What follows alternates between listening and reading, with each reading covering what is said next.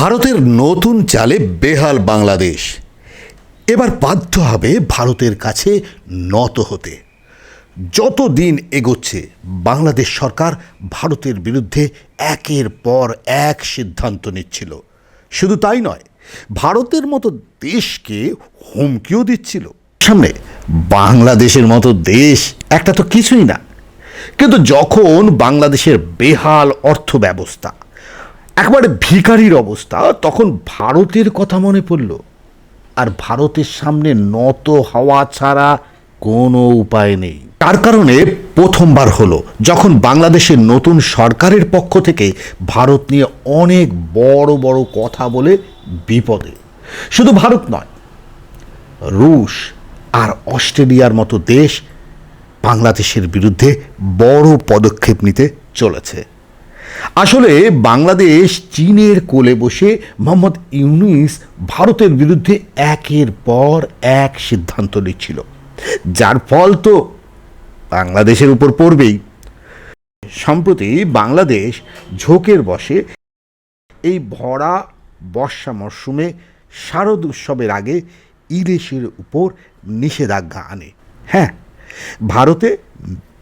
ভারতে ইলিশ বিক্রি বন্ধ করে দেয়, ইংলিশ ব্যান করে দেয় ভারতের জন্য, নিয়ে আসে নিষেধাজ্ঞা। নানাভাবে ভারতকে চাপে ফেলতে চায়। শারদীয় উৎসবের সময় ইলিশের একটা বড় চাহিদা থাকে ভারতে, বিশেষ করে পশ্চিমবঙ্গে। কিন্তু মজার বিষয়, এবার যথেষ্ট পরিমাণে ভারতের সুন্দরবন উপকূল নদী থেকে ভালো ইলিশ পাওয়া গেছে। আসলে ইলিশের উপর ব্র্যান্ড লাগিয়ে ভারতকে চাপে ফেলতে চেয়েছিল বাংলাদেশ, যাতে তিস্তা নদীর জল সরবরাহ চুক্তিতে মধ্যস্থতা করে ভারত, নইলে আন্তর্জাতিক স্তরে বিষয়টি নিয়ে যাবে বলে হুমকিও দিয়েছিল। বাংলাদেশ নতুন সরকার জানে না, ভারত সরকার যদি বিরূপ সিদ্ধান্ত নেয়, মাটির সাথে মিশে যেতে কেউ আটকাতে পারবে না। ঠিক এই সময় আদানি গ্রুপ, ভারতের আদানি গ্রুপ দেখে বাংলাদেশ দেমাগ দেখাচ্ছে, ইলিশ ব্যান্ড করেছে, সেই সাথে ভারতের উপর প্রেশার করছে তিস্তা নদীর চুক্তি নিয়ে। পরিষ্কার জানিয়ে দেওয়া হয় আদানি পাওয়ার গ্রুপের $500 মিলিয়ন ফেরত দেওয়া হোক, না হলে তাদের দেওয়া বিদ্যুৎ সংযোগ কেটে দেওয়া হবে। এ বার্তায় একটা বড় ধাক্কা লাগে বাংলাদেশ সরকারের।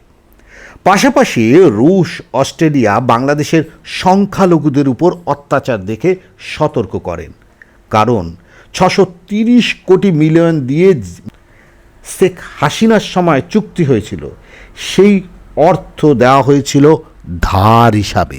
এখনো পর্যন্ত আসল তো দূরের কথা, সুদই দিতে পারছে না বাংলাদেশ। এই কারণে রুশ সরকার তাদের অর্থ দাবি করেছে। সেপ্টেম্বর 2024-এর মধ্যে এই অর্থ না দিতে পারলে তাদের বিরুদ্ধে শাস্তির ব্যবস্থা নেবে। এত অর্থ এই অল্প সময়ের মধ্যে কিভাবে জোগাড় করবে বাংলাদেশ?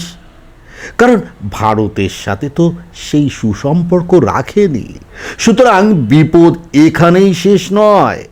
মাঝে অস্ট্রেলিয়া হিন্দুদের উপর অত্যাচার বন্ধ করতে বারবার হুকুম দিচ্ছে, নইলে তারাও পাশ থেকে সরে যাবে।